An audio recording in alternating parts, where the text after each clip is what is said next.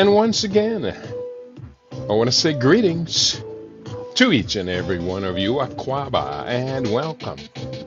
Welcome to another round of the Conscious Raster Report. It's Thursday, and that means it's time for Tech and Future Talk here on LAB Radio, where we look at what is happening in the world.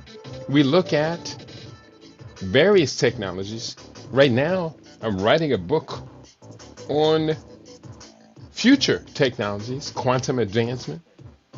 Today's date is Thursday, the 27th of February, 2025 in the Western calendar. This corresponds to the year 6265 in the Kemetic calendar, to which we have realigned our cultural clock.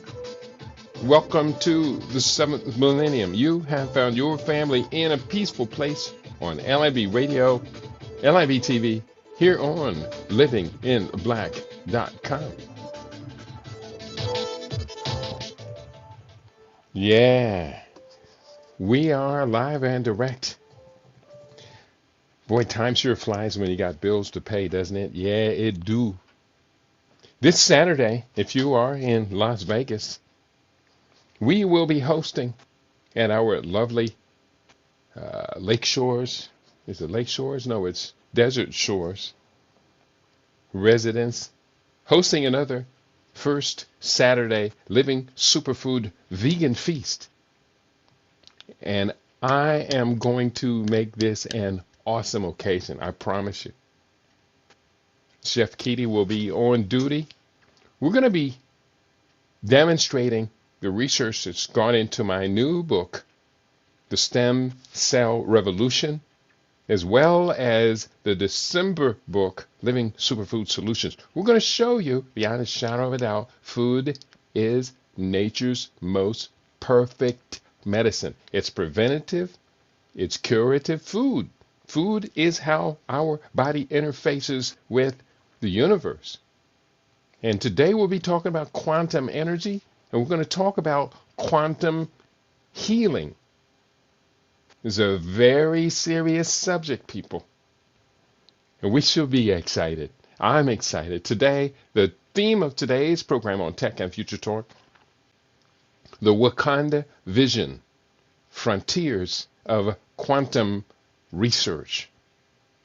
Today, on Tech and Future Talk, much of the Afrofuturistic technology that was displayed in the 2018 Black Panther movie may not be so far away from reality that we will know in our lifetime.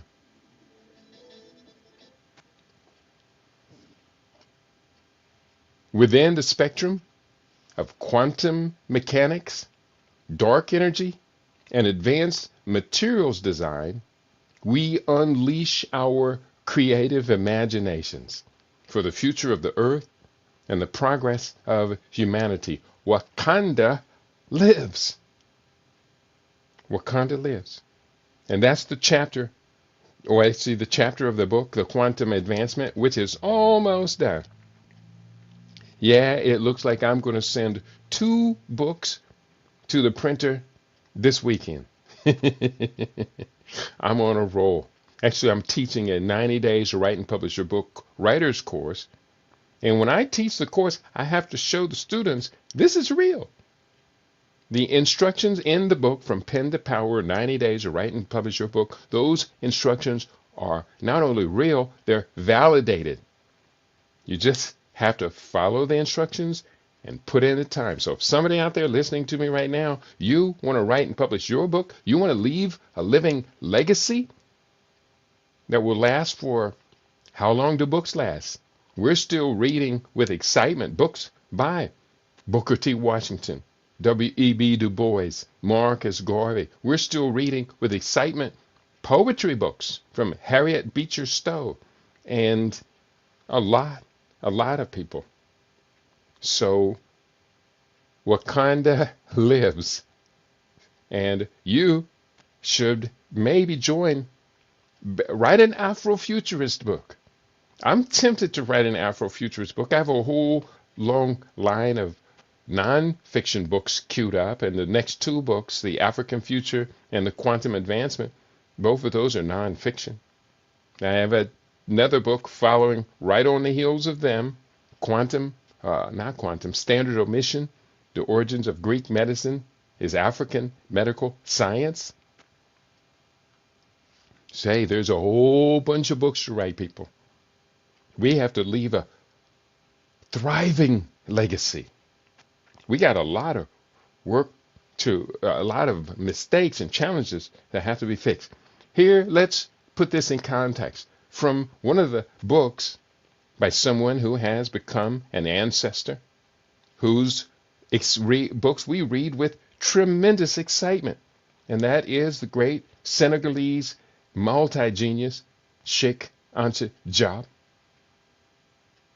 Cheikh Anta Diop wrote, and I quote, "When we say that the ancestors of the blacks, who today live mainly in Black Africa, were the first to invent mathematics, astronomy, the calendar, sciences in general, arts, religion, agriculture, social science, medicine, writing technique, architecture, that they were the first to erect buildings out of 6 million tons of stone, the Great Pyramid, as architects and engineers, not simply as unskilled laborers, that they built the immense temple of Karnak, that forest of columns with its famed hippo-style hall, large enough to hold Notre Dame and its towers, that they sculpted the first colossal statues, the colossi of Memnon, etc. When we say all that, we are merely expressing the plain truth, unvarnished truth, that no one today can refute by arguments worthy of the name." Cheikh Anta Diop, from his book, The African Origin of Civilization, Myth or Reality. So stand up, hold your head up high, and get ready to get creative and innovative again, and again. So that is the introduction to today's conversation. I'm going to go into the book right now, and bear with me while I just kind of get it ready to read. And as I am reading it, I'm also going to be doing a little bit of editing, not too much editing, but hopefully not too much. I think I've gone through and double checked and grammar checked this quite a bit. Again, the book is nearly ready for publication. This chapter is entitled The Wakanda Vision, and it begins with the subchapter, Frontiers of Global Quantum Advancing Research.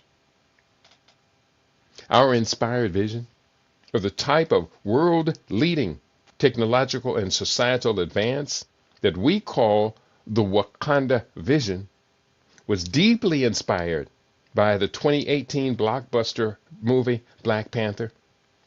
Far beyond merely one cinematic feature, a century of Afrofuturism writings have contributed to this vast spectrum of ideas that fuel our imagination. Unquestionably, such a quantum advancement will rely greatly on technological breakthroughs currently being developed at the world's leading quantum science research agencies, universities, and industrial facilities. Therefore, it serves us best to stay alert to these emerging technologies and pay attention to those bringing the world into this new frontier.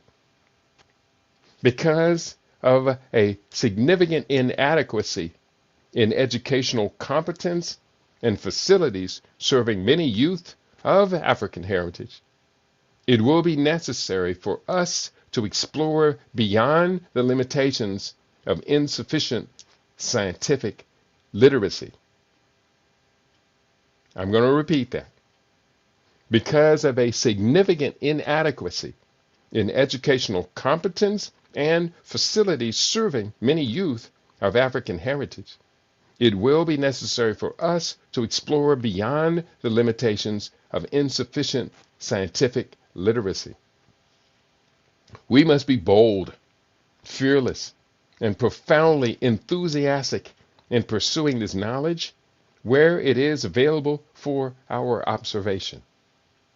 What follows is a list of leading edge research agencies and institutions advancing the practical application of quantum technologies. Now, I recall that we went through this on probably yesterday, so I'm not going to dwell too much on this, but since I set it up, these institutions are at the forefront of quantum technology research and development, contributing significantly to the practical applications of futurist technologies. Number one, D-Wave systems.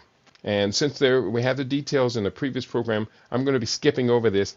I forgot that yesterday we didn't just do one chapter, we did 3 chapters of the book. So we still got a bunch of fresh new material to add today.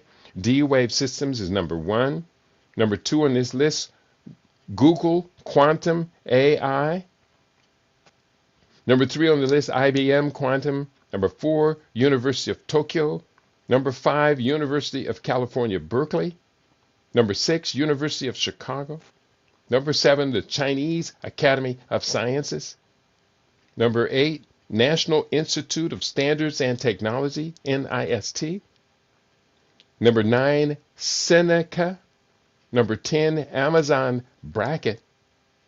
Number 11, Eurofusion.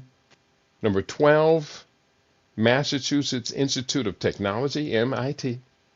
Number 13, Harvard University. 14, Toshiba. 15, Quantinuum. 16, Intel. 17, Baidu. And number 18, Microsoft. And number 19, University of California, Berkeley. So those are institutions that you and I, our children, our college students, our high school students should be paying close attention to what is going on there.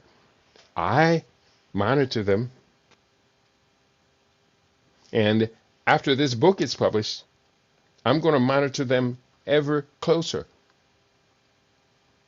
This book has really got me fired up. You wouldn't believe what ideas about mastering these quantum advancement technologies and these quantum physics and quantum mechanics, dark energy, dark matter.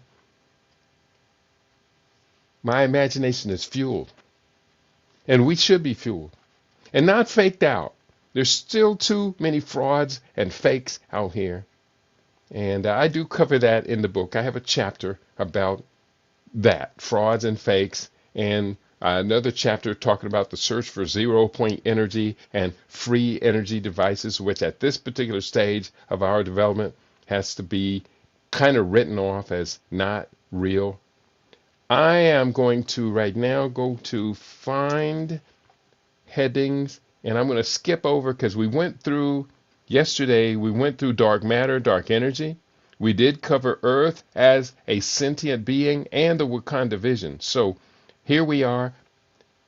I'm going to skip forward to the chapter in the book, Quantum Advancement, called Quantum Transcendence of Time. Quantum Transcendence of Time. I got some really good stuff I'm going to be sharing today.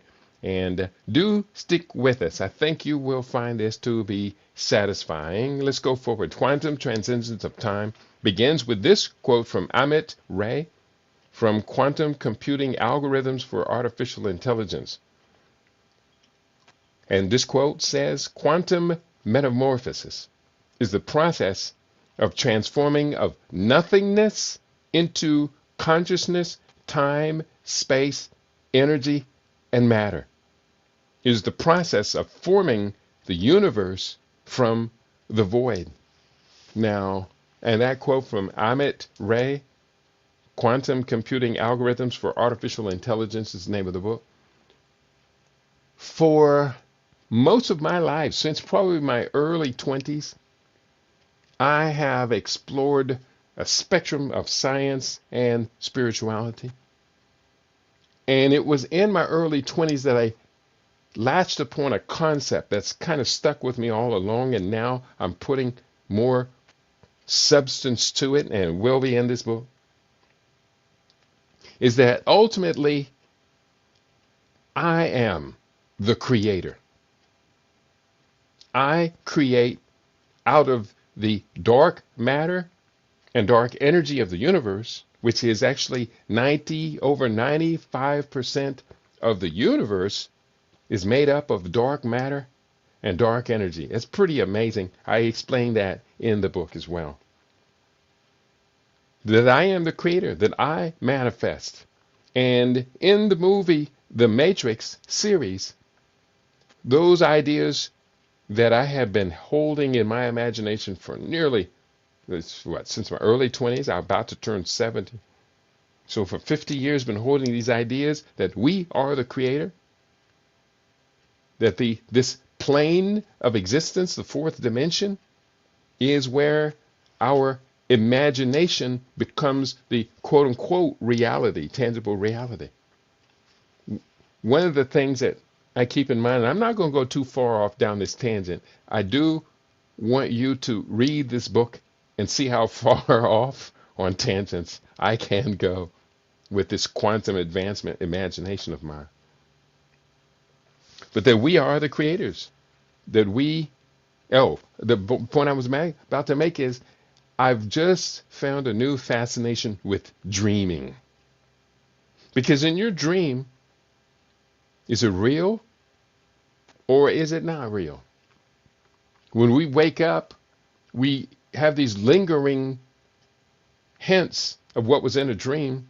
And I'm doing my best to try and, when I wake up, try and remember what the dream was. Where was I at? What was the reality?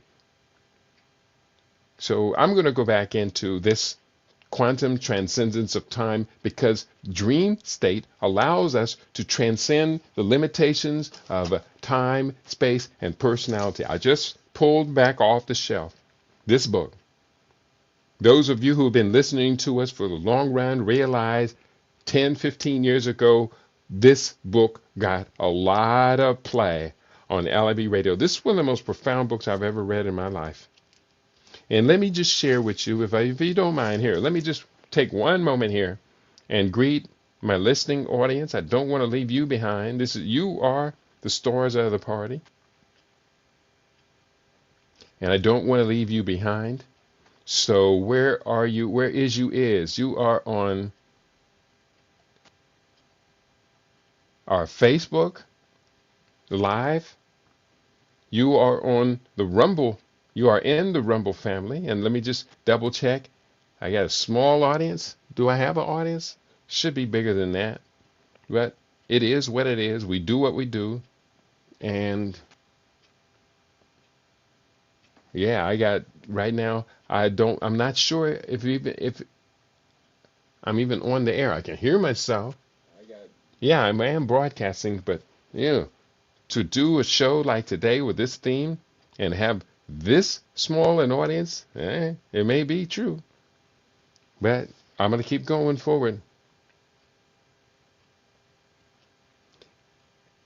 And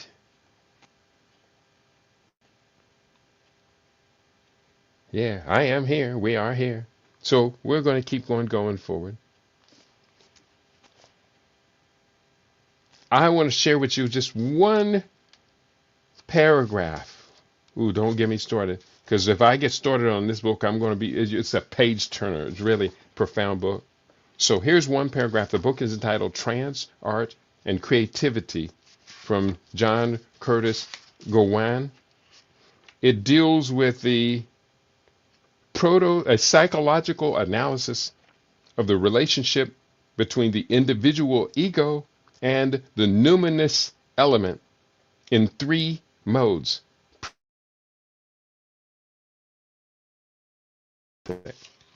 Don't make me explain that. Oh, this first paragraph actually does explain it.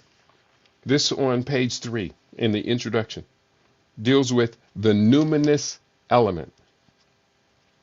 We start by postulating the existence of the numinous element as contrasted with and anterior to the phenomena of nature. The numinous element has had many names throughout history, often that of some aspect of the deity. Carl Jung identified it as the collective unconscious, quote unquote, the collective unconscious. We have called it in earlier writings, quote, the collective pre-conscious, unquote, and, quote, the spirit of man. We now find the phrase numinous element a preferred one, partly because numinous describes the quality exactly. While a relatively unknown adjective, it is not tarnished with affective loading. The word element testified to the impersonal aspect, which we regard as so important. It is difficult, if not impossible, to state exactly what the numinous element is. The Aztecs called it smoking mirror, which indicates its reflective, impersonal aspect. It appears to us as fluidic and watery, without form, and hence, in this sense, void. The Hindus called it the clear light of the void. Such a difficulty in characterization is implicit in its name, for it is part of the noumenon. It is hence more easy to adopt the Eastern, quote, neti posture, and to state what it is not, and mention some ways in which it appears. The numinous element is not personal, not individual, not finite, not mortal, not rational, not human, not limited in power or intelligence, and time or space bound. It is perhaps best regarded as a primal vis or force, like electricity. And I kind of want to keep going. Let me just share one more short paragraph. We may like to think of the numinous element as a giant computer, which emphasizes its impersonal aspect, having access to all knowledge, intelligence, and power, but accessible to each of us under the proper conditions. Such conceptualizations, either deity or machina, are only partial stereotypes for the noumenon, an entity which, by definition, cannot be fully cognized. The book is entitled Trance, Art, and Creativity by John Curtis Gawain. You will find this book in used book stores. I don't think, let me see if it's available on the major bookseller, and I'm not going to spend a whole lot of time on this. Amazon, let's go there. And since they have so many sub booksellers on the site, the book is by John Curtis Gawain, entitled Trance, Art, and Creativity. And come on, don't lock up. Trance, Art, and Creativity. It's trying to lock up on me, y'all. Bear with me. Books, Trance, Art, and Creativity. Hey.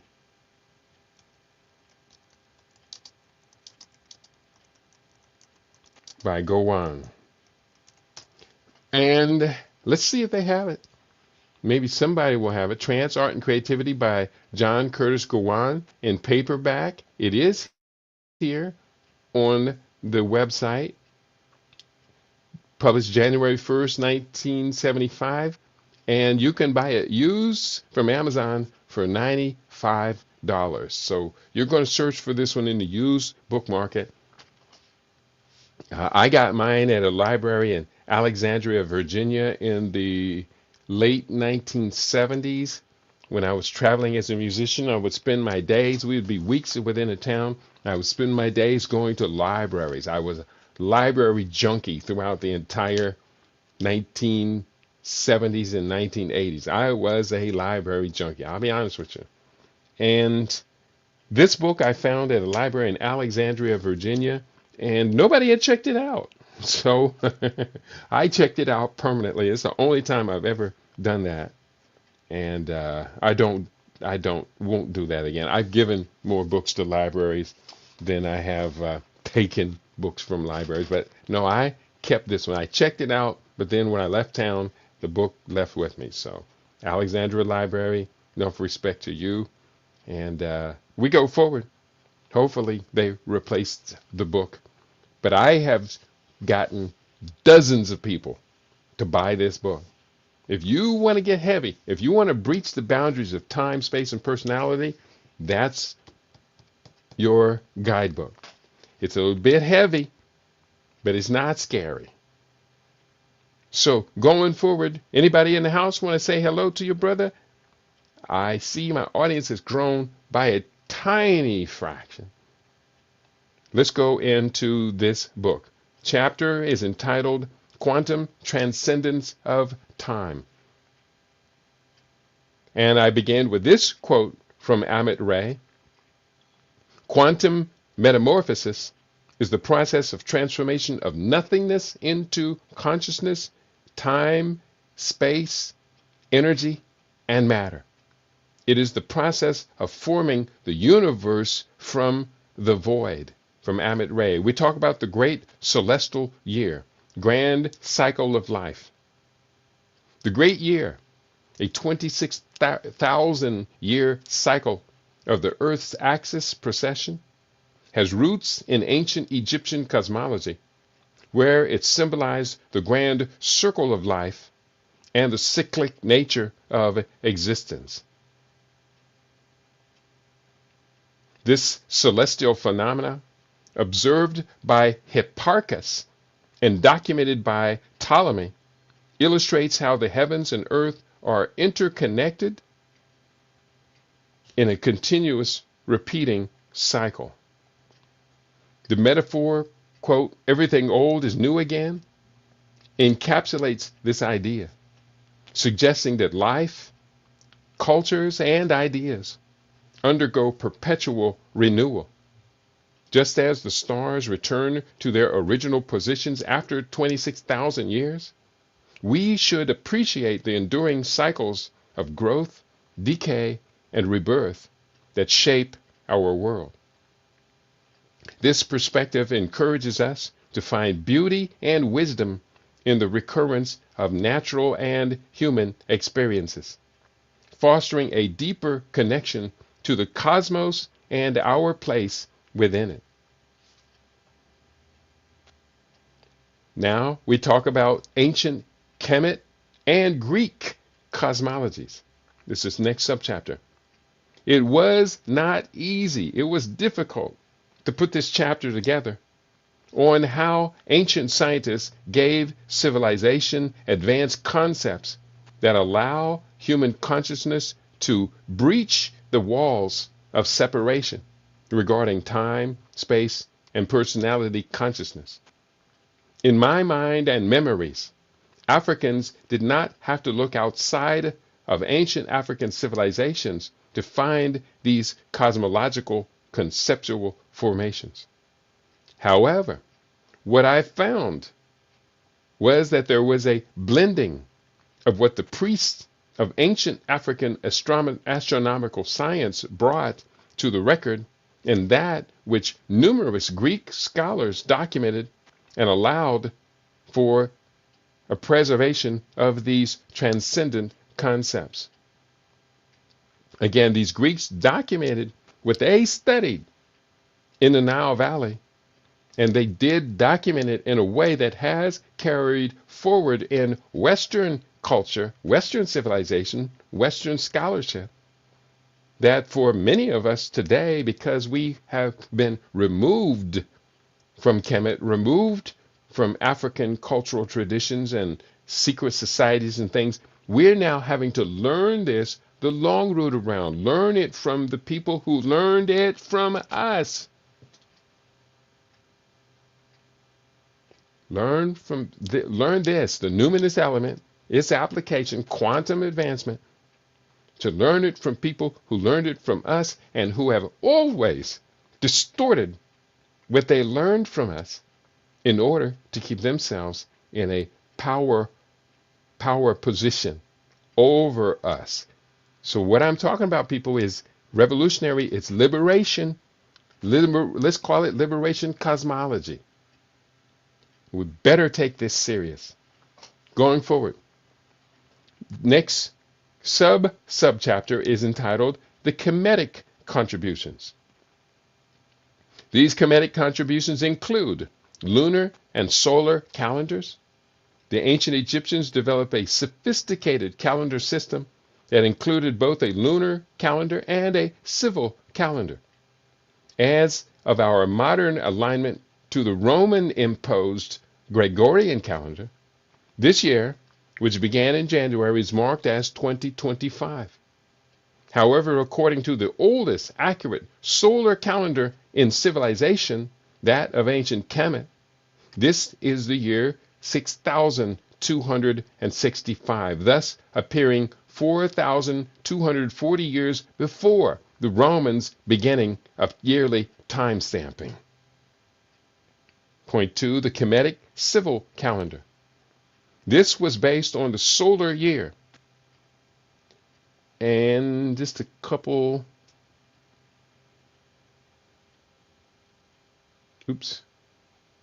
okay.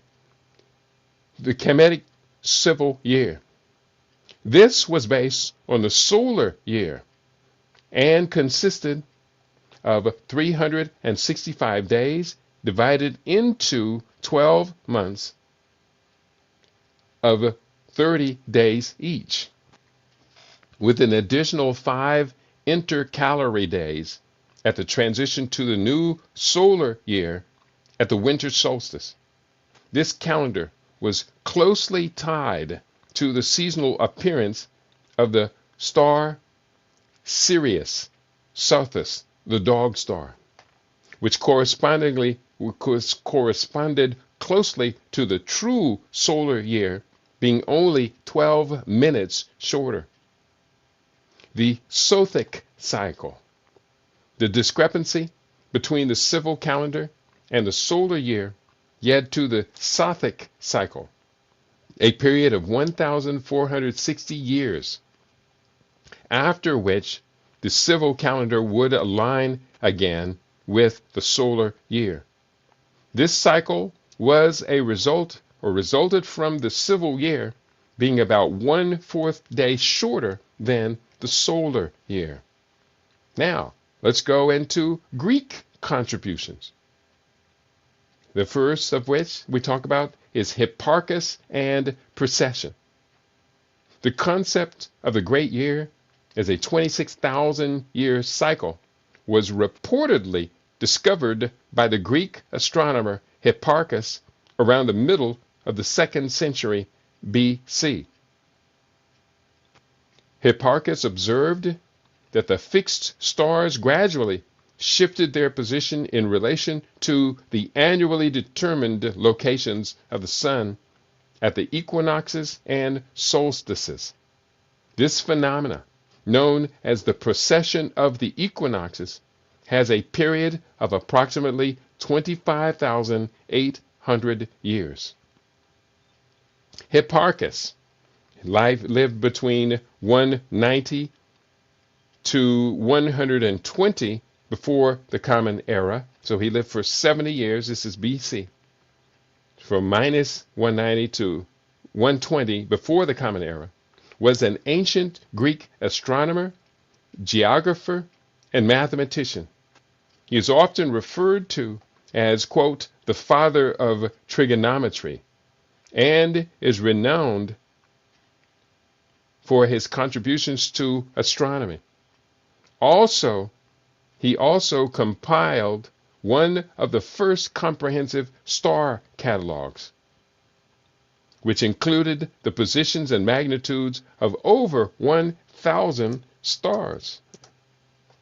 His work laid the foundation for later astronomers, and his methods and observations were crucial to the development of mathematical astronomy. However, it is important to note that Hipparchus did it is important to note that Hipparchus did draw upon earlier astronomical traditions, particularly those of the Alexandrian Egyptians and Babylonians. The Babylonians had a long history of astronomical observations and developed sophisticated methods for predicting celestial events. Hipparchus likely used more ancient data and techniques in his own work, which facilitated groundbreaking discoveries such as the precession of the equinoxes. Encyclopedia Britannica reveals these borrowed ideas as it reported on, quote, Hipparchus's readiness to revise his own beliefs in the light of new evidence. He communicated with observers at Alexandria in Egypt, who provided him with some times of equinoxes, and probably also with astronomers at Babylon. And that reference was again from Hipparchus, Greek astronomer, from Britannica, written by Alexander Raymond Jones.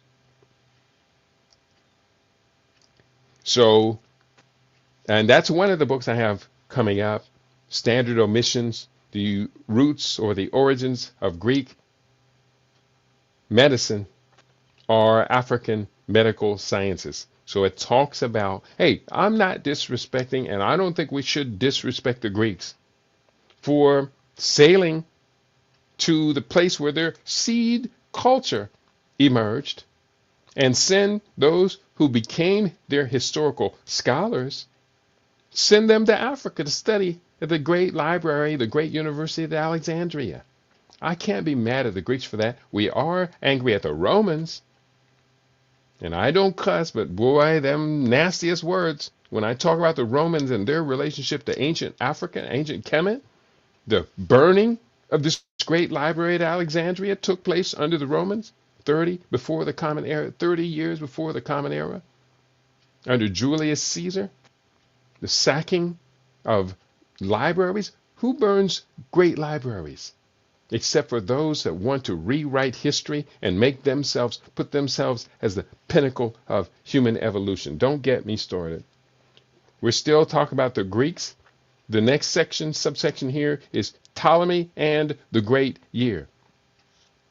Ptolemy, a later Greek astronomer, reported that his teacher, Hipparchus, discovered the precession and calculated the period of one complete cycle of the equinoxes around the ecliptic to be around 25,920 years. Earlier said 26,000, said 25,800 years. This reference says 25,920 years. Ptolemy also noted that the tilt of the Earth's axis varies in a cycle of about 40,000 years. Influence on other civilizations. Plato and the perfect year. Plato, in the 4th century before the Common Era, used the term, quote, perfect year, unquote, to describe a period where the celestial bodies, planets, and the diurnal rotation of the fixed stars, circle of the same, return to their original positions. This concept, while not directly related to the precession of the equinoxes, influenced later philosophical and astronomical thought. Macrobius and the philosophers. In the early 5th century AD, Macrobius, in his commentary on Cicero's Somnium Scipionis, stated that, quote, the philosophers reckoned the great year as 15,000 years. This shows the variability in the concept of the great year across different cultures and time periods. While the ancient Egyptians did not explicitly document the 26,000-year great celestial year, their accurate observations of celestial phenomena and the development of sophisticated calendar systems laid the groundwork for later Greek astronomers like Hipparchus and Ptolemy to discover and refine the concept of the precession of the equinoxes. This concept, in turn, influenced various philosophical and astronomical traditions in the Mediterranean and beyond. Now, it made the statement, while the ancient Egyptians, Kemet, did not explicitly document the 26,000-year great celestial year,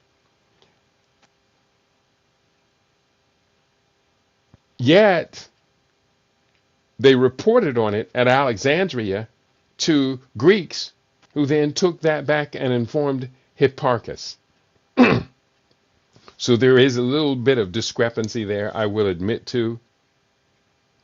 And let me just put in, after this statement, while the ancient Greeks did not explicitly document the 26,000 great celestial year, and I'm going to put in parentheses 3 question marks, meaning we question whether or not that is true. That, what I'll do is I'm going to highlight that as well. That's going to tell me, go back in and spend more time researching this. Because it doesn't make logical sense that they didn't report it, but they taught it. You know what I'm saying. Let's go forward. We are in the next section of the book.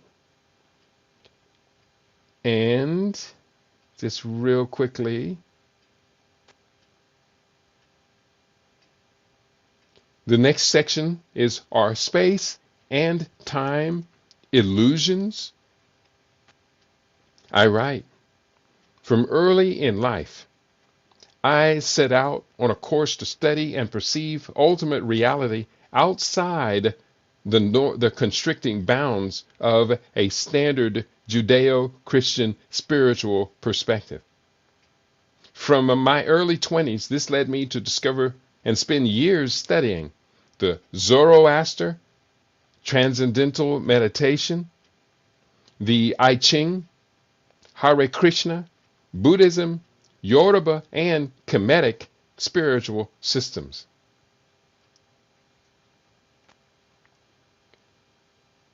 After so many years of study, I came to forming my own insights. I came to form my own insights into, quote, the ultimate reality of things. In light of this new study of quantum advancement, I share the following revealing insight I recently encountered in the online site of New Scientist magazine by Michael Brooks. He wrote, and I quote, "We tend to think of space-time as the underlying structure of the universe, but whether it really is fundamental or emerges from something deeper is a question that keeps physicists up at night. It's not just a philosophical question that you discuss over a beer," says Marika Taylor at the University of Birmingham in the UK. It is actually something that comes into the calculations that people do. The best place to start is quantum mechanics, which describes the behavior of subatomic particles. Famously counterintuitive, one of the theory's core tenets is that connections between particles can transcend our usual notions of space and time. This happens via a phenomenon called entanglement, in which particles can affect each other's properties even when they are half a universe apart. Cosmologists now generally accept that entanglement is intimately linked to the emergence of space. If we know the degree of entanglement between two quantum particles, we can derive the distance between them. Do that for a network of many particles, and you start to form a geometry from which we can call space, from which what we call space can emerge. Let me repeat that. That's a very important concept. Cosmologists now generally accept that entanglement is intimately linked to the emergence of space. If we know the degree of entanglement between two quantum particles, we can derive the distance between them. Do that for a network of many particles, and you start to form a geometry from which what we can call space can emerge. Perhaps then space emerges from quantum entanglement. Wow, that was deep. Again, that quote was from New Science magazine, written by Michael Brooks. And that's some pretty interesting stuff. As I approach the 70th completion of my journey around the sun outside my mother's womb, I approach many aspects of life, including spirituality, from a distinctly science-centric perspective. However, this question of the ultimate reality of the universe still echoes in my creative imagination. Are space, time, and even personality fixed realities, or do they occur because of an infinite cosmic entanglement engaging a tiny spark that is my energetic core? As it intersects and engages with an unlimited order created by waves from other self-created sparks of being, matter, mass, and energy. Ultimately, I include the possibilities that I am a spiritual essence simultaneously existing on multiple planes of existence. Woo! Kid went deep in it on that one. And let me just see if I got a listening audience. Anybody talking to me? No. Audience very slowly growing. Nobody talking to me. Let's just take a moment here. And we are on YouTube, and I do see Romeo Padzinorama is in the house. How can you research when African kids come up with innovations? You guys are the first to say it's a lie. Are you talking about Maxwell? What's his name? Chikumbutso?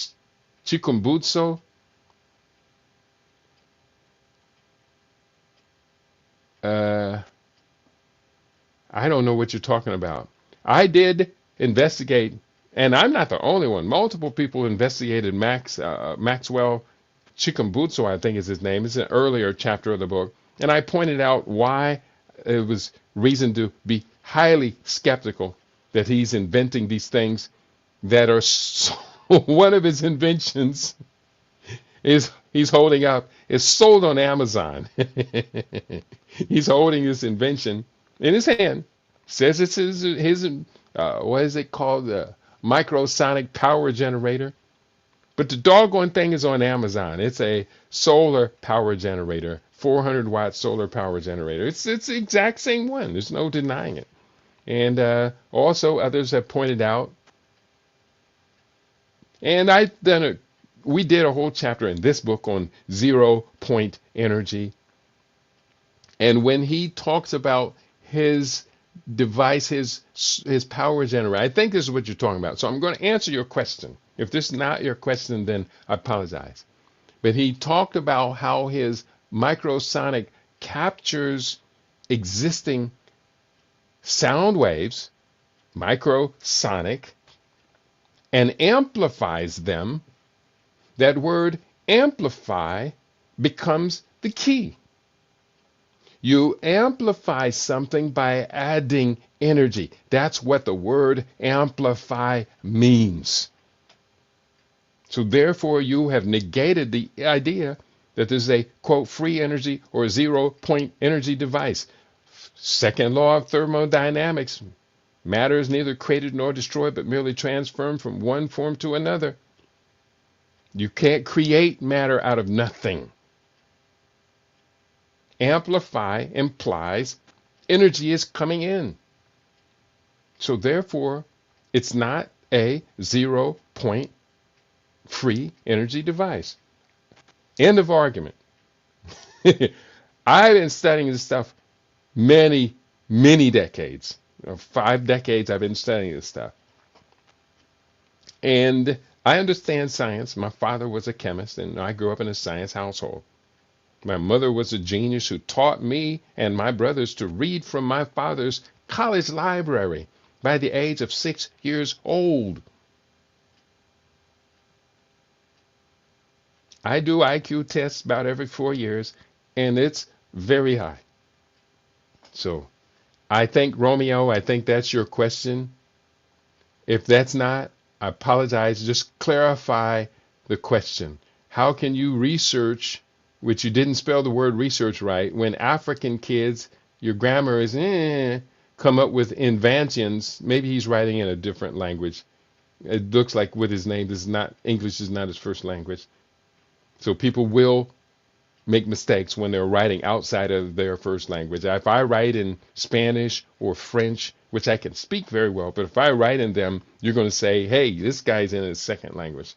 And EUJ 0, LMAO, bro, what is this? This is what we've been doing for 23 years. We take you beyond the limitations of what the standard Western education, standard American education is the worst. Leaves us stranded, not even understanding. We're attempting to not just fill in that void, but to race you way past the limitations of that education. And I'm proud to be able to be an agent of doctoral level People's Academy studies. I'm very proud of that. I raise my head with pride on that subject. I see my audience is finally starting to grow, and that people coming in about an hour after we start. But that's okay. You're here. And hopefully we will inspire you to go back and catch what you missed today. Make sure you do hit the like button for today's broadcast as well. Let the algorithms know that you appreciate what you're hearing. We're next in the same chapter. The chapter of the book is this chapter is entitled Quantum Transcendence of Time. Next, we're talking about dimensions of universal reality explained. This is going to get a little tough. Hang with me. The fourth, fifth, and sixth dimensions are theoretical constructs that extend our understanding of reality beyond the 3 spatial dimensions and 1 time dimensions we experience directly. The 4th dimension is often considered time, allowing for the connection between 2 3-dimensional events. In this dimension, we can imagine moving forward and backward in time, though in reality our movement is constrained by causality and the linear progression of time. The 5th dimension introduces the concept of parallel universes or alternate realities. It is a vast 2-dimensional plane encompassing all possible universes with the same initial conditions as ours, such as the Big Bang.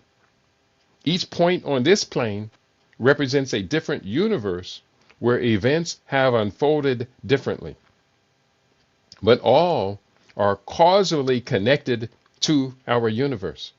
For example, dinosaurs might still be alive in one universe, but we cannot reach that universe because it is not causally linked to ours. The 6th dimension, and that's deep. I just want to take a little diversion when we talk about these parallel universes and how they're not causally linked. Or no, they are all causally linked to our universe. They are causally linked, but we can't transcend them because don't go down that pathway. But I want to reconnect this idea of parallel universes with the dream state. The dream state, when somnolescence causes the body to go into a trance. And within this trance, we are connected and disconnected.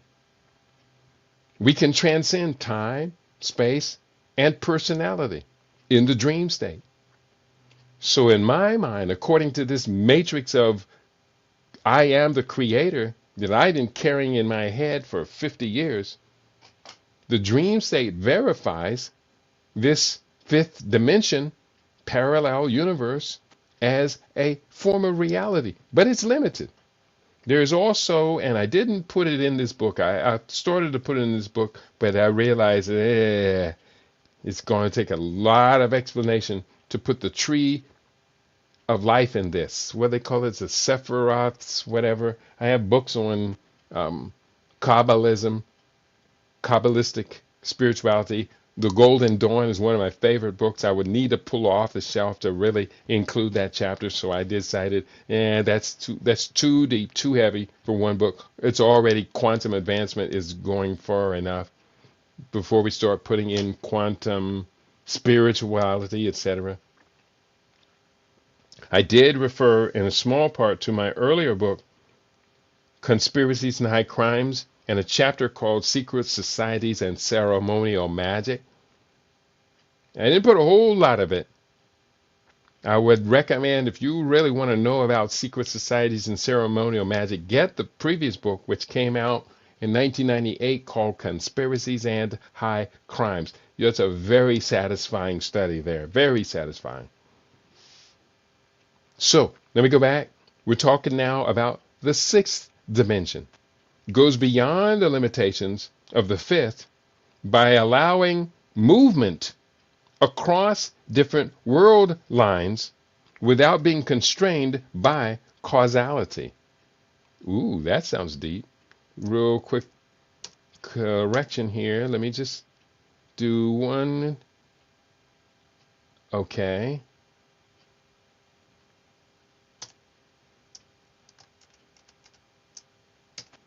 All right, here we go.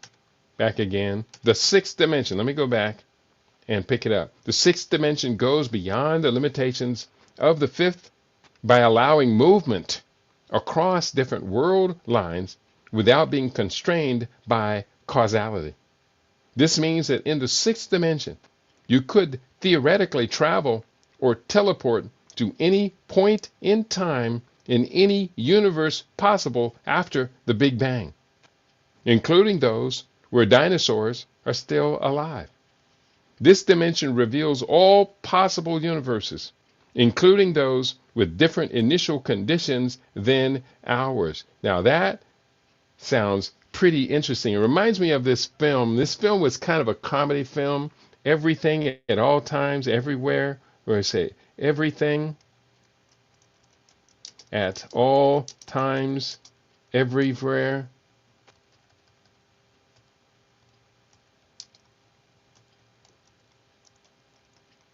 Movie, IMDb.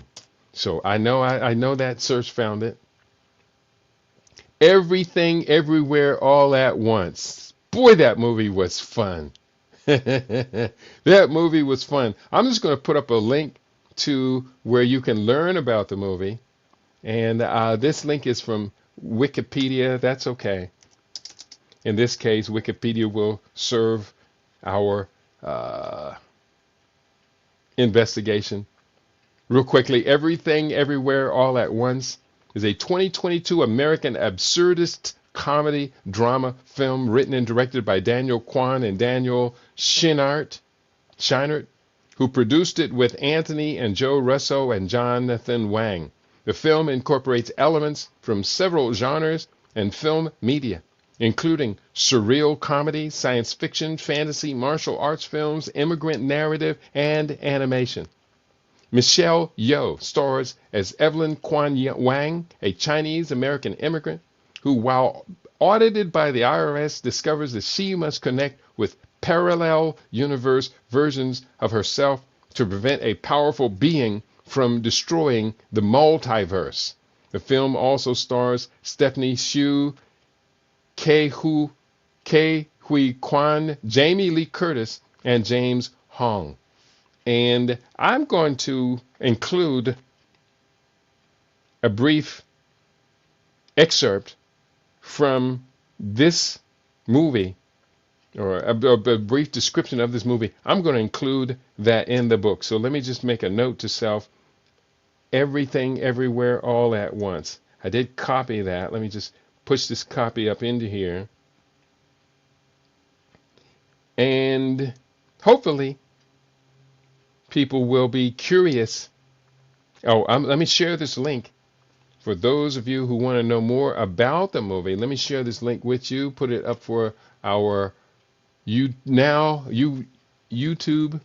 Asher, are you the smartest person alive? I am Ka, the brother from the future. I'm going to get to that part of the, and I'm taking your question seriously. You look like a person that I should take seriously. And I'm going to share with you, I am. Those powerful, empowering words. I am the creator of the universe. I am the creator of my reality. I am the master of my fate. I am the captain of my soul. Am I the smartest person alive? Yes. You are too. Ubuntu. I am, because we are the smartest persons alive. Now, I am the author of 54 published books. I have numbers 55, and this one I'm reading today, number 56. It's either 55 and 56 or 56 and 57. 2 books coming out. Hopefully by the end of this weekend, they're going to the printer, and I will have the digital versions up available as well. So that's a qualifier. But am I the, quote, smartest person, most studied, studious person that I know? No. I know Mawada Ashby, who I hold him up as my Jigna master teacher, one of many. He's a master teacher to many brilliant people. Some of my comrades are some of the smartest people on earth, such as Chike Okua, Kaba Kamene, Ankaku, Amasis Ma'at. I know some really, really smart people. And smartness, knowledge, wisdom is relative. But I do my best, and I receive your question with a beautiful spirit, Asher. With a name like Asher, yes, I will take you seriously. While other people writing today, one person looks like he was writing in another language, and another one that did just use a little pseudonym. But Asher, I give you honor and I give you respect. Thank you for that beautiful question. That's wonderful. And here, I was going to post up this link here. Find the movie is entitled Everything, Everywhere, All at Once. Let me put that up for our listening audience on Rumble, who's not yet started talking to me today. But that's okay. It is what it is. We do what we do, always striving to have access to better information so that we can teach at the highest level possible. I am, because we are. I do see my brother, our beautiful brother, Siddiqui Bakari, is in the house. Honor and praise. I saw you were with Carl Nelson this week, and you know I always want to hear your presentations. Siddiqui Bakari, for those who are unfamiliar with this gentleman, is a scientific futurist. I only know of 2 of us. We stand on the shoulders of Sheikh Anta Diop, scientific futurist, of Dr. Well, he wrote the book, The New Harvest, by Dr. Calestis Juma, Theophile Obenga, a living scientific futurist. I have never met Theophile Obenga, but I do know that he was a collaborator, comrade of the greatest of the last century, Dr. Sheikh Anta Diop of Senegal. So I am because we are. So Siddiqui, I acknowledge you. Much respect to you, dear brother. And let me put up this link to this movie. It's a farcical comedy, but it is well worth a couple of hours it takes to watch it. Everything, everywhere, all at once. And on that note, I'm going to continue. I got more with this book. I'm going to try and get through this all today. So, in summary, the fourth dimension is time. The fifth dimension is a plane of all possible universes with the same initial conditions. And the sixth dimension allows for movement across different timelines and universes without the constraints of causality. Let's slip this into your dreams. Let this slip into your dreams and enjoy the magnificent journey. That's right. Enjoy the magnificent journey. Now, we're going to go forward here. Let me do one thing. I had posted this up this morning as I was putting together images to be relative to today's broadcast. I said, well, let me just grab a few of these images. We're talking today about the Wakanda Vision Frontiers of Quantum Research. And so I have just a few of these images that I pulled together for the show today. And they are, oops, bear with me here. Well, this is the promotion. That's what. This is the promo I used. That was the previous. That was yesterday. Dark matter and dark energy. Now, we got deep there yesterday. And we started talking about anti-gravity and universal travel, or inter-universal travel, parallel universes, deep. We got deep. Dark matter, dark energy. 97% of the universe is made up of what cannot be measured, called dark energy and dark matter. We know it exists because when light travels through it, it gets bent by the presence of dark energy and dark matter. We know it exists because waves travel through it. And if it were a complete 0-point void, we wouldn't be able to send signals through space because signals are wave responses. And wave means it's passing through something. So that was yesterday. We got deep. But today we're getting deep again. We talked about some of this technology. There is Shuri applying quantum medical technology in the Black Panther movie. There is the flying machine, Flying Zero. It's an anti-gravity flying machine. It doesn't kick off a bunch of energy blowing out of exhaust pipes and things. It's a 0-point energy flying machine. Not 0-point energy, but it's a not free energy. It is a anti-gravity, zero pollution. That's what I'm trying to say. Flying machine technology such as we see it landing and we see this beautiful Wakanda. See, what I'm talking about, these are our Wakanda visions. And that's one of the great things about the movie. It allowed us to stretch our imagination. Now, with this book, I am imagining us taking primary responsibility for solving problems based upon these Afrofuturist visions that were put into this movie by these brilliant writers. The suit made of vibranium, which absorbs kinetic energy, stores it, and then redirects that kinetic energy according to the wearer of the suit. Oh, that's some deep stuff. We'll cover this in other parts of the book. Quantum advancement. And this image here was a much smaller one. Basically, it deals with, I think, a video game or something someone's produced that deals with the Wakanda reality, Wakanda future. And then all of those, I use those to put today's promotion together, the Wakanda Vision Frontiers of Quantum Research. So that's who we is. That's what we do. I'm going to go into the next chapter. Ooh, I just added this yesterday.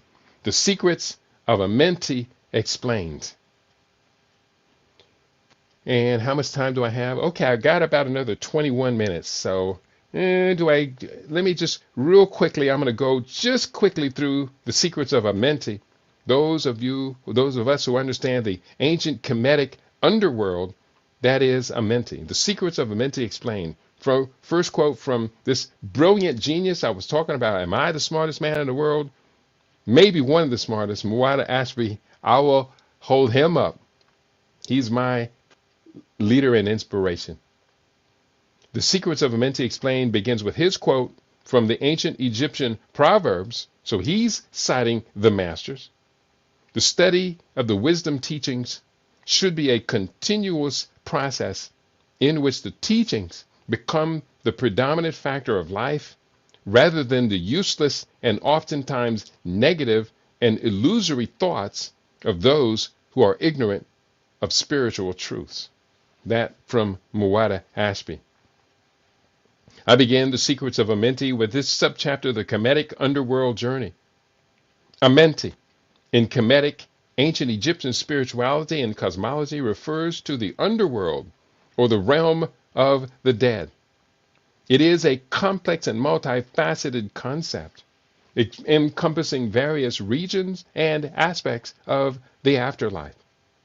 Amenti is under the governance of Osiris, the god of the dead, where the souls of the deceased are judged and either granted passage to the afterlife or face punishment. The secrets of Amenti, the ancient Egyptian Kemetic underworld, can be structured to explore the rich mythology and symbolism surrounding this ancient concept. This essay begins with an introduction that captures, and here, bear with me, I have to make a quite slight correction. This essay begins with an introduction that captures the reader's interest and sets the stage for discussing Amenti's significance in Kemetic culture. And then I tell this tale, a journey through Amenti. The secrets of Amenti are derived from esoteric teachings associated with ancient Egyptian and other mystery traditions. These secrets revolve around the hidden wisdom of the afterlife, spiritual ascension, and the metaphysical structure of the cosmos. They are often linked to the enigmatic halls of Amenti, a mystical realm that is said to contain the records of all human souls and the knowledge of the universe. The halls of Amenti are described as a multi-dimensional space where souls undergo various stages of purification, enlightenment, and transformation. In many accounts, these halls are guarded by powerful beings or deities who oversee the soul's journey and ensure that only the spiritually prepared can access the profound knowledge within. The journey through the halls of Amenti is often depicted as a series of trials or challenges that test the soul's purity, wisdom, and strength. The secrets of Amenti are believed to encompass several key concepts. First, soul evolution. The idea that the soul undergoes a continuous process of growth and development across multiple lifetimes. Each incarnation provides the soul with opportunities to learn, evolve, and attain higher levels of consciousness. Second concept, divine hierarchy. A structured order of spiritual beings and deities who oversee the cosmic procession of creation and maintain the universe's balance. These beings are often depicted as guides or mentors who assist souls on their path to enlightenment. Next concept, sacred geometry. This is the use of geometric patterns and shapes to represent the fundamental principles of the universe. Sacred geometry is key to understanding the underlying structure of reality and the interconnectedness of us all. And the tree of life becomes one of these examples of sacred geometry. Next, universal laws. We recognize certain immutable laws that govern the functioning of the cosmos. These laws, such as the law of karma and the law of attraction, are believed to influence the course of events and the destiny of individuals. Mystical ascension, the process by which an individual transcends the physical world's limitations and attains a state of spiritual enlightenment. This ascension often engages practices such as meditation, prayer, and ritual, which are designed to purify the soul and align it with higher spiritual frequencies. Akashic records, a metaphysical repository of all knowledge and experiences existing within the halls of Amenti. These records purportedly hold the history of every soul's journey and provide insights into past lives, future potentials, and the deeper purpose of existence. The teachings of Amenti encompass the importance of inner transformation and the cultivation of virtues such as compassion, wisdom, and integrity. By aligning oneself with these higher principles, individuals can access the hidden wisdom of the halls of Amenti and unlock their full spiritual potential. While the secrets of Amenti are often shrouded in symbolism and allegory, they offer a profound vision of the human soul's journey through the cosmos. They invite us to explore the deeper mysteries of existence and seek out the divine truth within.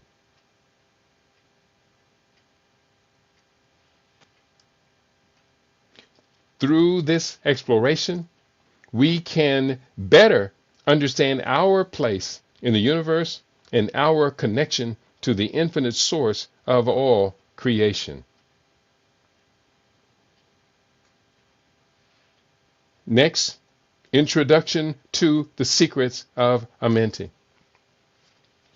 And this may be a little redundant. I don't think it is, because I was editing out parts of the initial research. And again, I am using AI extensively to write this book, Quantum Advancement. I make no apologies for that. I do this no more than 1 or 2 times a year. I did it twice in 2023, and I'm going to use it twice in this next series of books I'm writing. Introduction to the Secrets of Amenti. In ancient Egyptian mythology, the halls of Amenti, also known as the Duat, was a vast and mysterious realm where the souls of the deceased embarked on a perilous journey after death. This underworld held both their fear and hope, representing the final destination with the potential for eternal life. The journey through Amenti is filled with symbolism and spiritual lessons, reflecting the Egyptians' profound understanding of life, death, and the afterlife. Now, here's the journey through the halls of Amenti was fraught with dangers and challenges. The deceased had to navigate perilous rivers, confront monstrous guardians, and pass through gates guarded by divine beings. Each gate represented a test of the soul's worthiness, and the successful passage through these gates was crucial for the soul's journey to the afterlife. These gates were often associated with specific deities and required the soul to demonstrate knowledge and piety. We talk about divine beings and trials. Amenti was not a place of eternal punishment, but a complex and layered landscape with diverse regions.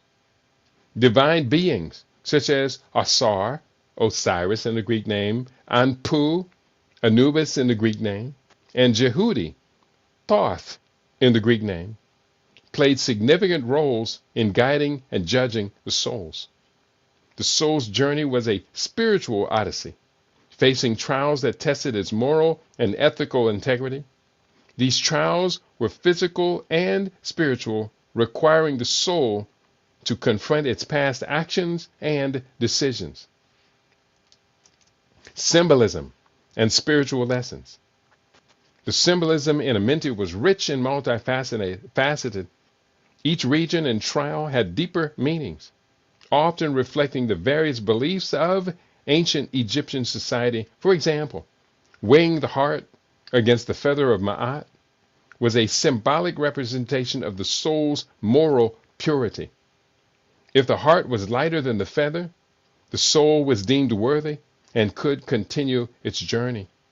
If it was heavier, the soul would be devoured by Amet, the devourer of the unworthy. Conclusion. The secrets of Amenti offer a window into the ancient Egyptian worldview and their beliefs about the afterlife. The journey through Amenti was not just a physical journey, but a spiritual one, where the soul was tested and judged. The symbolism and trials in Amenti reflect the Kemetians' deep understanding of morality, justice, and the human condition. By exploring these secrets, we gain insight into the culture and spiritual heritage of ancient Kemet. Insofar as references for this story, in ancient Kemetic mythology, the halls of Amenti, also known as the Duat, was a vast and mysterious realm where the souls of the deceased embarked on a perilous journey after death. The underworld held both fear and hope. And instead of references, I used to say reference points. Reference points. There we go. So, Amenti was not a place of everlasting punishment, but a complex and layered landscape with diverse regions, divine beings, and trials to overcome. Egyptians believed that when a person died, their soul, known as the Ka, would detach from the body and begin its journey to Amenti. To reach this realm, the deceased had to navigate a series of dangers and challenges, including perilous rivers, monstrous guardians, and the gods' judgment. We see much of that in Greek mythology, which has made it into no small number of movies over the years. The journey was filled with symbolism and spiritual lessons, reflecting the Kemetians' profound understanding of life, death, and the afterlife. And I close this chapter with another quote from Muwada Ashby. O people of the earth, men and women, born and made of the elements, but with the spirit of the divine within you, rise from your sleep of ignorance. Be sober and thoughtful. Realize that your home is not on the earth, but in the light. Why have you delivered yourselves unto death, having power to partake of immortality? That from Muwada Ashby's book, Ancient Egyptian Proverbs. So I'm presuming that those were not his original words, but they were included in his collection of these ancient Egyptian proverbs. Very important. And let me just kind of move this sentence, exit there, and move it to here. Let me close with, let's close with another of Muwada Ashby's collection.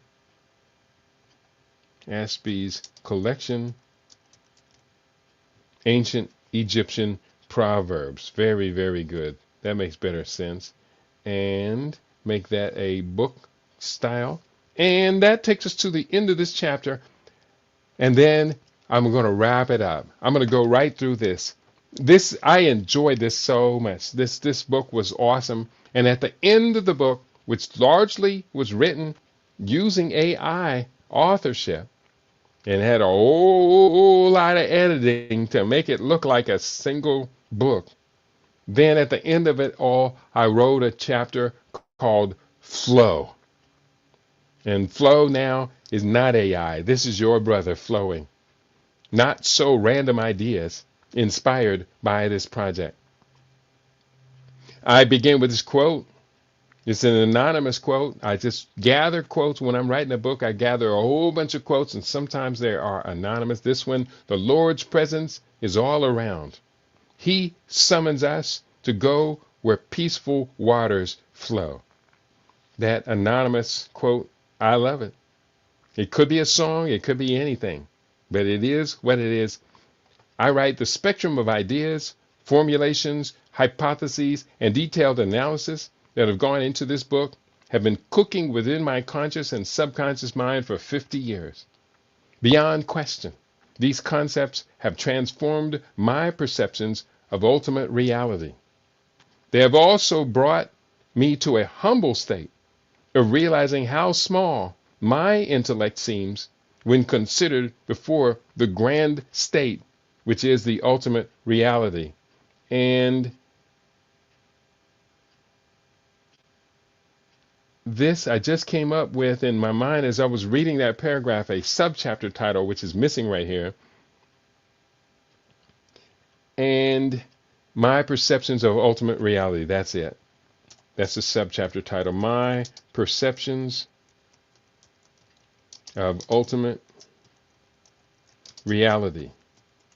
That's now subchapter title for this title. And let me give that a style. Heading 2. The spectrum of ideas. So, read that. As I finish the book, I just want to flow for a bit. Share some not so random thoughts and hopefully inspire readers to embrace your journey to quantum spiritual and intellectual awakenings. If the book is written as I had intended, occasionally revisiting these writings will continue to spark deep thought and reasoning on profound awakenings along this magnificent journey to quantum advancement. So, thoughts. The first one, Sawubona. This Zulu greeting, which translates to, quote, I see you, unquote, is more than a simple acknowledgement. It is an invitation to deep witnessing and presence. It signals the mutual recognition and affirmation of each other's existence and human potential, emphasizing the importance of spiritual connection and empathy. This greeting also implies that until someone acknowledges you, you do not fully exist in their awareness, highlighting the significance of relationships, respect, and mutual recognition in Zulu culture. Flow. African fractals. African fractals hold significant cultural, spiritual, and historical relevance. They are deeply embedded in African art, textiles, architecture, and religion, reflecting the rich cultural tapestry of the continent. And here, before I go on with that, let me just do this. Insert this FLOW ... as a subchapter to kind of break this text up. Again, I'm writing the book as I'm writing the book. And here we go. Flow. It should be caps.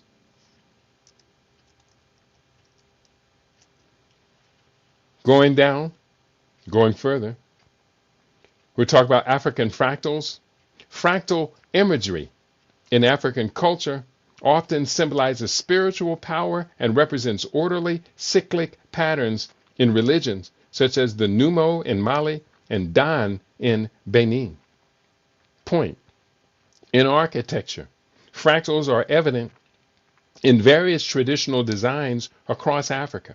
For example, in East Africa, carved wooden doors and plasterwork in coastal cities exhibit self-similarity in their designs, featuring repeating geometric shapes and symmetrical motifs. Fractals. Point. In South Africa, Traditional Zulu homesteads demonstrate fractal scaling within their circular layout and concentric rings of huts, where the thatched roofs of the huts mirror the larger roof structure. Point. Fractals are also present in African hairstyles, where braiding iterations of the same form create intricate patterns. Point. Additionally, fractal patterns can be found in the design of housing settlements where villages formed over many generations without central planning still exhibit intricate fractal patterns.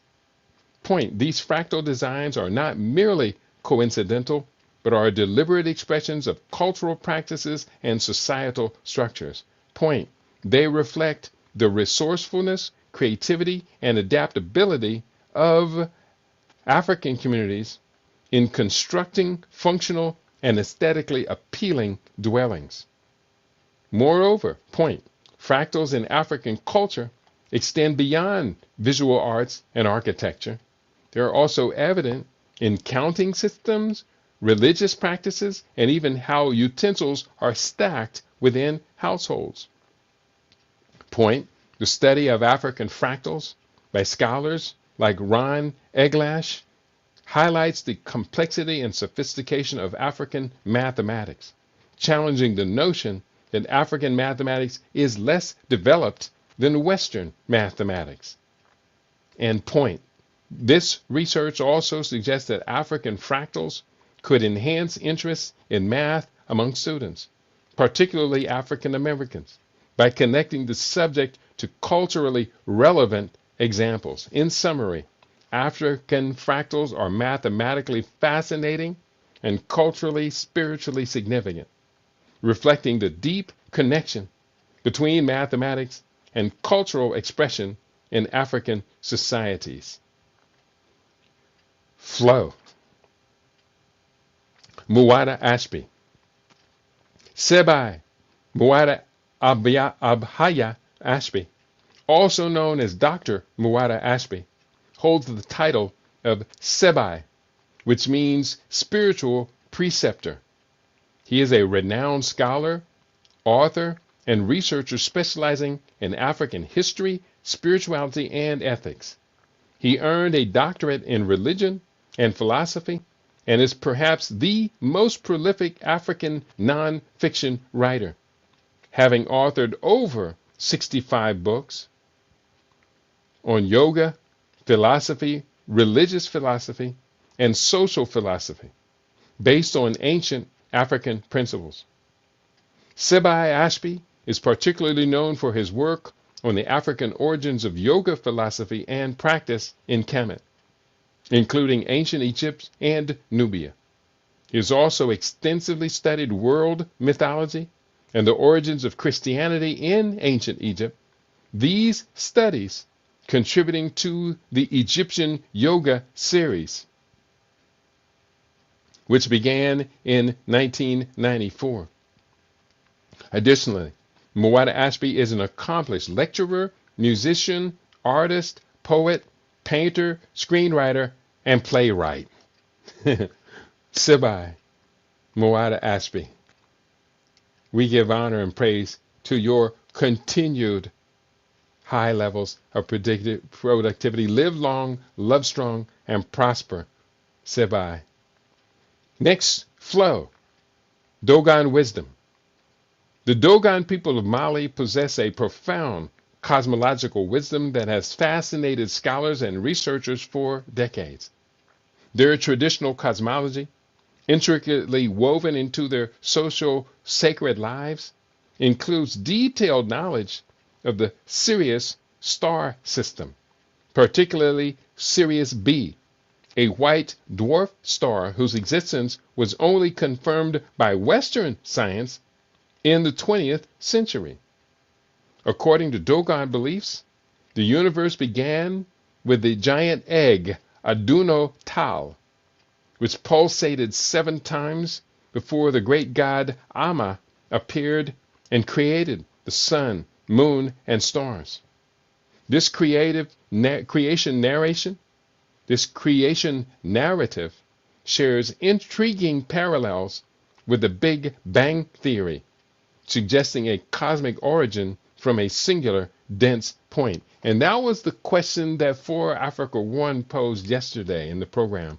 And I did consider your question, and we can see it did make it into the book. The Dogon also believed that Sirius B holds the essence of the universe, and its movement supports all of creation. Their understanding of celestial bodies demonstrates a sophisticated astronomical awareness that predates modern, so-called modern scientific discoveries, offering a unique perspective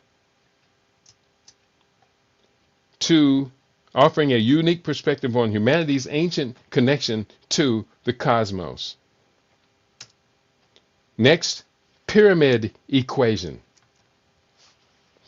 The volume of a pyramid is a fundamental concept in geometry, calculated using the equation V volume equals 1/3 BH, where B is the area of the base and H is the height of the pyramid. This formula applies universally to all types of pyramids.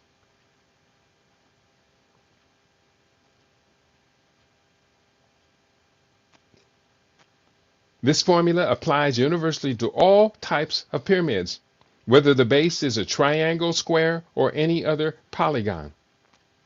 The derivation of this equation can be understood by considering a cube divided into 3 congruent pyramids, each having a volume of 1/3 of the cube's volume. This principle underscores the relationship between the pyramid's base area and its height in determining its total enclosed space. Understanding this equation is crucial for solving various geometric problems involving pyramids. Flow, point, quantum leap. The term quantum leap originates from the field of quantum mechanics, where it describes the discrete and sudden transition of an electron between energy levels in an atom. This scientific concept has been metaphorically extended to signify significant and rapid advancement or transformation in various contexts, including technology, society, and human development. Synonyms for quantum leap include sea change, paradigm shift, revolutionary change, and breakthrough. Antonyms include incremental change, gradual progress, minor adjustment, and slight improvement. A quantum leap in humanity's state of being refers to a sudden and profound transformation that marks a significant departure from the past. This could manifest in various domains such as technological advancements, social reforms, or philosophical insights. This leap, I should say. For instance, the development of the internet represented a quantum leap in communication, fundamentally altering how people interact and access information. Similarly, a quantum leap in renewable energy technologies could drastically reduce our reliance on fossil fuels, leading to a more sustainable future. Such leaps are characterized by their abruptness and their far-reaching impact on human society and the world at large. So almost finished, everybody. Anybody still talking to me? Nobody talking to me on YouTube. Let me just double check with my Rumble family. I hope you're with us. I hope you're with us and not against us. Nobody talking to me, but it is what it is. I'm almost finished with this book and can't wait to get this one to the printer. Here we go. Just a little bit more melanin molecule and quantum advancement. This is all flow, people. Melanin, a pigment crucial for UV protection and visual signaling in vertebrates, plays a significant role in the narrative of quantum advancement and human evolution. As technology evolves, the study of melanin's biochemistry and genetics could lead to breakthroughs in quantum computing, where melanin's unique properties might be harnessed for quantum bits or qubits. This integration could revolutionize data processing and storage.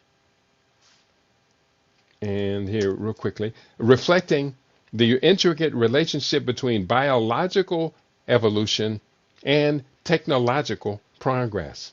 Moreover, understanding melanin's role in human skin pigmentation and its adaptive value could inform the development of advanced materials and technologies that mimic natural processes, enhancing human health and longevity.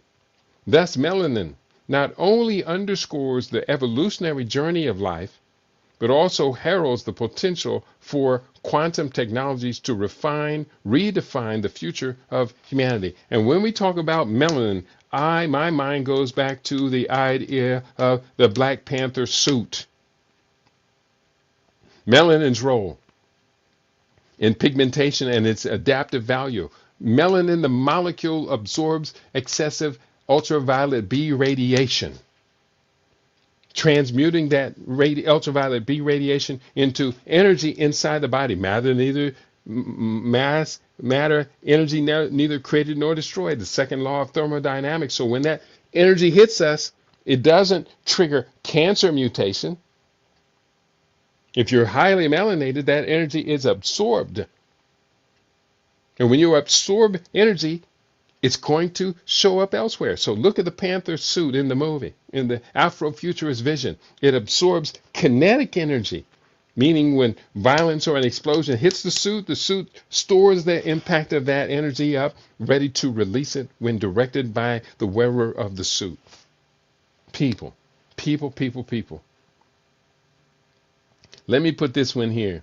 Melanin not only underscores the evolutionary journey of life, but also heralds the potential for quantum technologies to refine the future of humanity, such as the suit worn by T'Challa in the Black Panther movie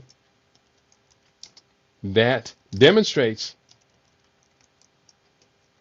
key principles of energy absorption, storage, and directed release. That's some deep stuff, y'all. If I do say so myself, that's some deep stuff. So going forward, almost finished with the book. Doggone it, almost finished. Did I get it? Nope, there's a little bit more. Couple more concepts: prefrontal cortex and quantum evolution. The medial prefrontal cortex, MPFC, has played a pivotal role in the quantum advancement of human intelligence and the transcendence of evolutionary limitations. This brain region, significantly more developed in humans compared to other primates, is crucial for high-order cognitive functions such as self-awareness, decision-making, and social cognition. The medial prefrontal cortex's enhanced capacity for working memory and abstract thinking allows humans to integrate past experiences with future projections, facilitating complex problem solving and creative reasoning. This cognitive leap has enabled humans to develop sophisticated languages, and intricate social structures, and advanced technologies, setting us apart from other species. And I would say its limitations would place this as a quantum advantage, or it's not limited, it's unlimited state. Its unlimited state places it as another quantum advantage. So I just put that in. Let me highlight that and see if that needs to be cleaned up and explained a little bit more clear when I go to finish. Moreover, the medial prefrontal cortex's role in moral reasoning and belief formation has driven ethical and cultural evolution, allowing humans to transcend basic survival instincts and pursue higher ideals. The expansion of the medial prefrontal cortex thus represents a critical evolutionary milestone, underpinning humanity's unique cognitive and cultural achievements. Next section, I'm flowing, y'all. After writing this book, the flow was deep. In fact, as I was writing all of these flows, I remember at the end, I said, man, I can't keep going. And I took about the last 5 or 6 of them because they were repeated in other parts of the book. And I just grabbed them up and put them in the wastebasket. I do have them. They could form another chapter in case I come back to this book. But this is flow. And there's a bunch of these flows. The path from linear to exponential to quantum. The journey of human understanding has progressed from linear to exponential growth, culminating in quantum advancements. In the linear phase, knowledge expanded gradually, driven by incremental discoveries and innovations. The exponential phase saw a rapid acceleration in technological progress, with breakthroughs in computing, medicine, and communication revolutionizing societies. Today, we stand at the precipice of the quantum era, where quantum computing and quantum mechanics promise to transform our understanding of reality. These advancements enable unprecedented computational power, solving complex problems previously deemed insurmountable. As we harness quantum technology, we unlock new potentials for human evolution, enhancing our cognitive capabilities, creativity, and problem-solving skills. This journey reflects humanity's relentless pursuit of knowledge, pushing the boundaries of what is possible and redefining our place in the universe. Next, comprehending the fifth dimension. The quantum state of the fifth dimension is an intriguing concept that delves into the realms of theoretical physics and metaphysics. In this context, the fifth dimension is often seen as an extension beyond our conventional understanding of the 3 spatial dimensions and time. It is a higher dimensional space that encompasses additional freedoms, degrees of freedom, and possibilities. In quantum mechanics, a quantum state represents the probabilities of different outcomes of measurements. When applied to the fifth dimension, this quantum state implies that all potential realities and timelines coexist in a superposition, much like Schrödinger's cat being both alive and dead until observed. The fifth dimension, therefore,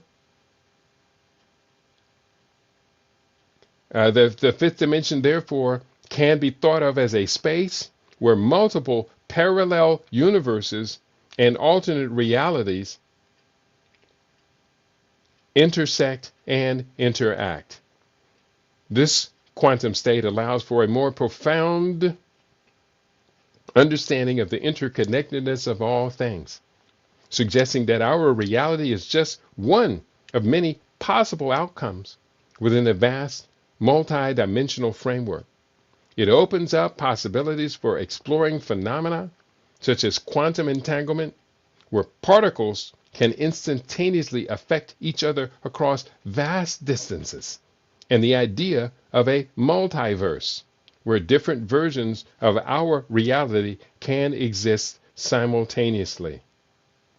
And that completes that chapter called Flow. And then I close with this chapter, and I'm going to close this whole book study with the next few minutes. I am Keper Ra of the Sons of Ra Ministries. Now, in 2010, I was ordained a Kemetic priest in the Sacred Order of the Sons of Ra Ministries. I give thanks and praises to my other fellow ministers, fellow priests in this sacred order. This is a short Afrofuturistic tale that I share with you. In the year 6265, Keper Ra, a revered priest of the Sons of Ra Ministries, embarked on a journey through the folds of time. Clad in the luminous robes of an age where technology and spirituality intertwined seamlessly, he bore the weight of a mission critical to humanity's survival. And in 1 second.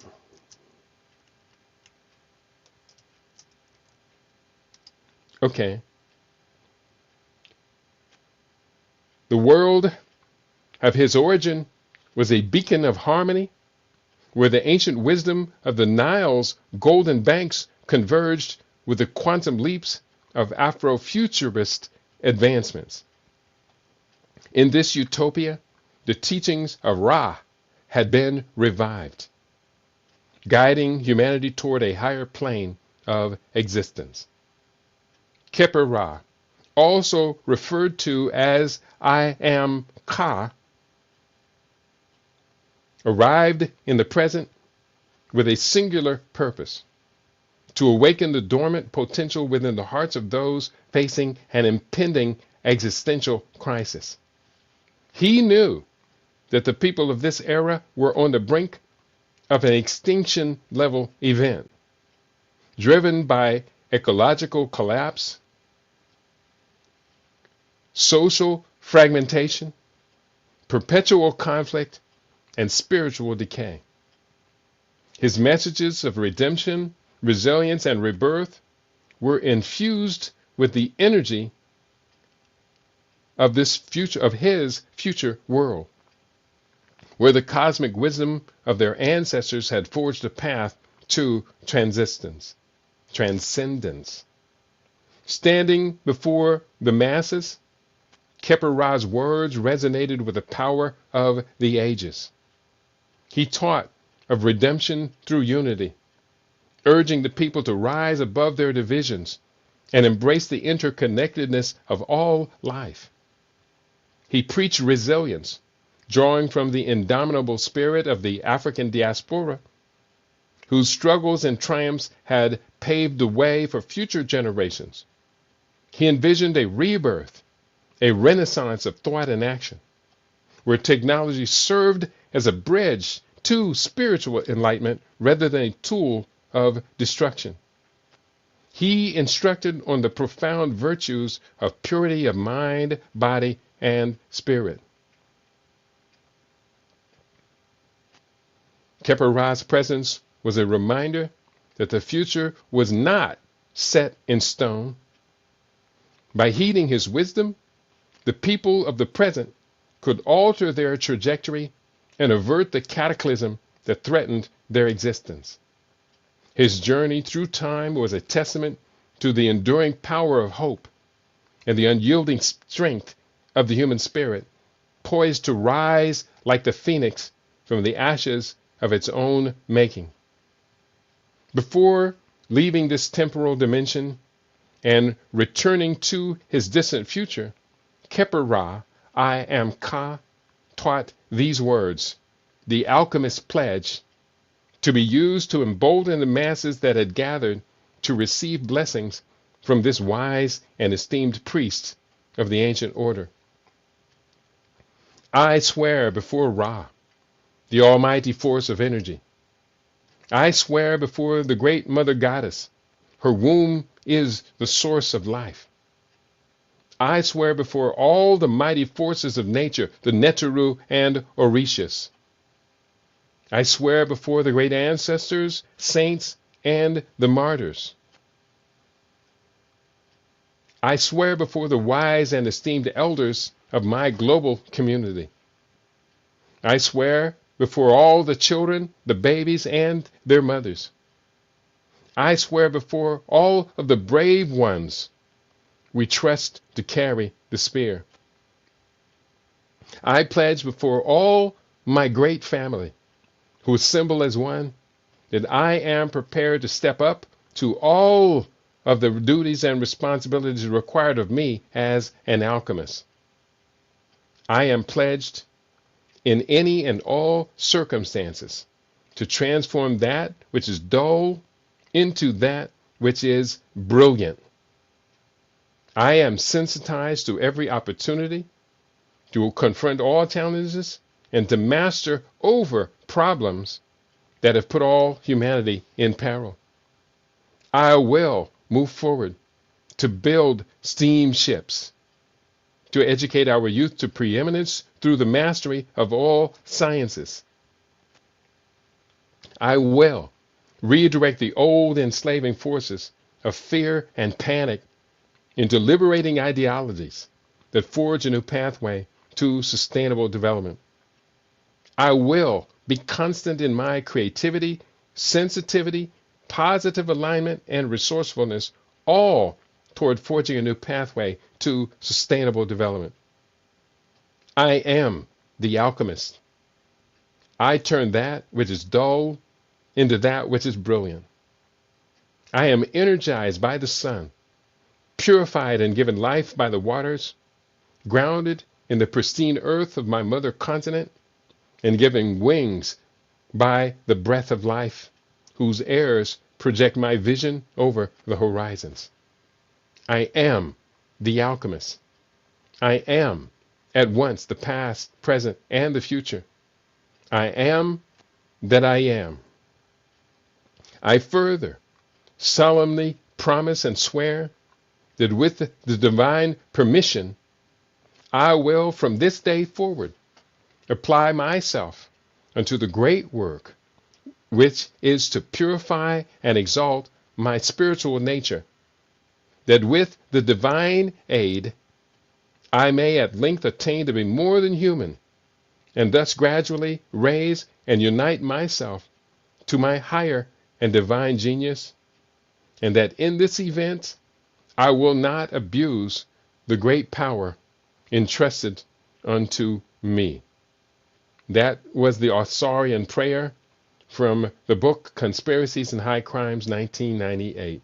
And so that completes today's study and the study series that has gone into the book. The book is entitled, let me get the whole title in. The book is entitled Quantum Advancement: Spectacular Discoveries Along the Magnificent Journey. It has been a magnificent journey, and I do hope you appreciate, love what we've been doing. Do tune in tomorrow, Making Money Friday, the fourth Saturday of the month. I will be joined by Dr. Steph, who I know she's moving and in transition right now, but hopefully she'll be joining us. Did everybody hit the like button for today? And let the algorithm know that you enjoyed this program. I hope you enjoyed it. I sure put a whole lot of work in it, and I think you can see how excited I am. I'm feeling this. This is like physical for me right now. We've come a long way. We've got so much further to go on this magnificent journey and these spectacular discoveries that we are witnessing all along this way. I am because we are, and we are truly, truly a great people. You've been tuned in to your favorite. We aim to be your favorite. We are LIB Radio, LIB TV, and livingiblack.com. Again, if you're in Las Vegas this week and you like vegan food, I'm going to be preparing a feast. I made up a list. Do I have that list handy? Of all of the dishes. I think I put it in the other room. A list of all the dishes I'm going to be preparing and serving. I think I have that list right here. Oh boy. It is going to be Saturday, first Saturday, May 1st, March 1st, not May. Hibiscus juice and tea, cucumber water, lime water, the Vortex, nut milk, Rejuve smoothie. Those are just the beverages. We have a bunch of different appetizers, veggie lentil, carrot, cabbage stew. That's our soup. We have hummus, dehydrated apples, tuna sushi, flax crackers, zucchini cheese dip, cut veggies, whole grain crackers, walnut veggie pate, bean dip. Those are just the appetizers, people. I'm going to get down this weekend. We will have coleslaw, stewed apples, potato salad, jicama fries, black rice with quinoa and herbs, cocoa chocolate date nut bars. That's going to be one of our desserts. Papaya banana pudding, another dessert. Cocoa chocolate fudge with nuts. Doggone, I put that one. Plus, I know Terry's going to be making her sweet potato chocolate bars. Marinated greens, cauliflower popcorn. Wow, we are going to be getting down. That feast, all of those dishes in your seat with the greatest company you probably will have experienced this month. We have some beautiful people who show up, and boy, do we get deep. Plus, I'll have my 3 new books, which are, the 3 new ones are The Stem Cell Revolution, a holistic approach to stem cell activation and regenerative therapy. I will also have the new book, Disaster Preparedness for World Wars 5 and 6 will be available. And you better have a copy of that, because this stuff is happening in real time. You just don't see it in real time because the media has you tricked into thinking all this stuff is just coincidental. No, it's all part of a much larger matrix to capture the planet. That's World War V. And this one came out in December for anyone and everyone who's got any kind of sickness and or ailment for which you want to get rid of it. Get the book. Living Superfood Solutions, Dietary Strategies to Prevent and Reverse Common Chronic Diseases. Get the book. Use the book. It works. I'm living it. Look at me. I'll be 70 years old, and I really am convinced that I'm living within a 35-year-old man's body. Mine. To do what I want with it. If I want to do 250 push-ups, doggone it, I'm going to do 250 push-ups. I can do it if I want to do it. Many days I get so busy, I say, I didn't schedule it today. I usually try and get that many. If I'm going to do that many, I want to do it before 3 o'clock and then do it again a second time later in the day. Isn't it nice to be able to say, hey, I want to do 150 push-ups right now and not even really have to strain about it. Push them out, 1 through 150. That's easy for me at this point. 100 is like, did you even really try? No, I did try. Most people won't do 100 in their lifetime. I'll do 100 several times a day. The most I ever did in a single day of push-ups, I think, was 1,800 push-ups in one single day. Part of that was watching a boxing match. And every time they would have a end of a ring, I'd drop down and do, I think it was 60 push-ups or 50 or 60 push-ups. And when the fight went on 12 rounds, 12 times 60, that's 960. Yeah, that's 960 push-ups right there. Was that 960? 12? No, that's 1,400. 12, whatever. Whatever. But we're good at what we do. That's the point I'm making. We are good at what we do. And we do the things that we do because we can, because we're deliberate, because we're fired up. We understand completely the human potential. So, on that note, let's get together. You can get the books mentioned and the other books mentioned at http://kitty.biz/CRP Conscious Roster Press 2012. And I did put out, we're now doing pre-sales for the African Future, Empowering a United and Prosperous Africa for Future Generations. I guess I'm going to have to go ahead and put up Quantum Advancement up right now for pre-sales, since they're both going to the printers really, really quickly. And there it is. That's how we do what we do. Thank you all for being a part of it. Thank you for caring, for putting in the work. I know it's not easy. We got so many things pressing at us, and this economy, I still don't cuss, but this economy is all messed up. And it's messed up by deliberation by these beastly characters, these beastly forces. And that's just the reality. Can we overcome that? Yeah, but it's not going to be easy. It's going to take some work. On that note, I want to thank you all for tuning in today. YouTube family, we acknowledge you. Facebook family, you now family, you know you are appreciated, loved. And on that note, I keep trying to hit the bumper music, and then I'll get distracted listening to myself talk some more. You've been tuned into LIB Radio, LIBT, livinginblack.com. Tell your friends to tell their friends that we have our own now. And we're very proud of what we have. We're very proud of where we go with what we have, what we do. I am because we are Ubuntu. And we are a great people beyond a shadow of a doubt. And that's why you keep tuning into your favorite. We aim to be your favorite. We are LIB Radio, LIB TV. We are livinginblack.com. Peace and prosperity to each and every one of you.